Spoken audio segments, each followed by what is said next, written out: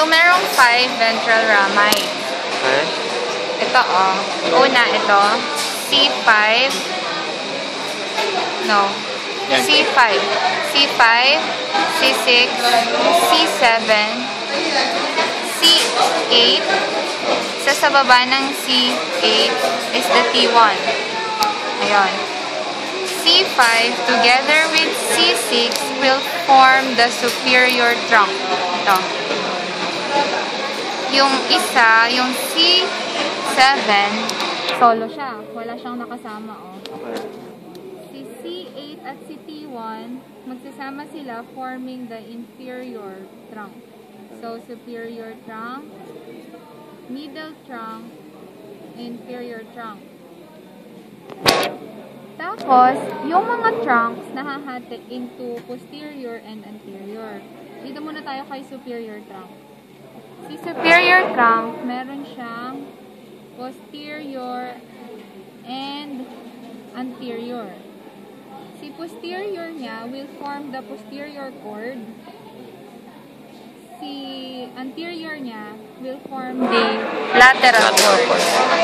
Idiretso na natin yung posterior kasi mag-isa lang siya. Itong posterior ng superior trunk, itong posterior cord of the superior trunk will bifurcate? Bifurcate into two. The axillary nerve. Ito, papunta siya sa axilla.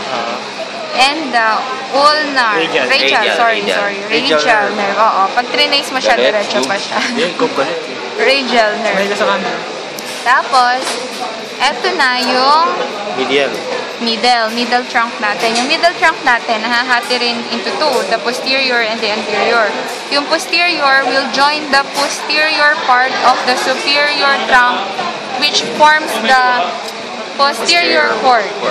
Tapos, yung anterior niya will join the anterior of the superior trunk, forming the lateral cord. Tutuloy na ba natin din? Sige, tuloy niya sa lateral cord. Mamaya. Tapos, yung pinakababa, yung inferior trunk, ganun din, mahahati rin sa dalawa, posterior and anterior. Ganun din, yung posterior will join the posterior cord ng dalawang trunk. Tapos, yung anterior niya, hindi siya sasama sa lateral. Bubuo siya ng sarili niya, tinatawag na medial cord. Nerve. Ay, tama, medial cord. Tapos, dito na. Pag makikita natin, kapag tinuloy-tuloy ito, nag-form tayo ng letter M. Yep. Itong letter M na to is the golden arch. Itong golden arch na to, isa-isahin natin. Ito yung musculocutaneous, ito yung median nerve, at saka yung ulnar nerve. Ito pinanggalingan ng musculocutaneous ay ang lateral cord. Yung lateral cord kasi nag-split into two eh. Isang musculo, isang median. Pero yung median, hindi lang siya nanggaling kay lateral. Nanggaling din siya kay medial cord. Medial cord? Oo. Tapos si medial cord, nahati siya, na-form nga si median nerve at saka si ulnar nerve. Parang medyo magulo yung sinabi ko. Ulitin natin. Yung lateral cord, nag-split into two. Yung musculocutaneous at saka median. Yung medial cord, nag-split din into two. Yung median nerve at saka yung ulnar nerve. Hati sila. So, bale, hati yung lateral cord at saka medial cord kay median nerve. Okay.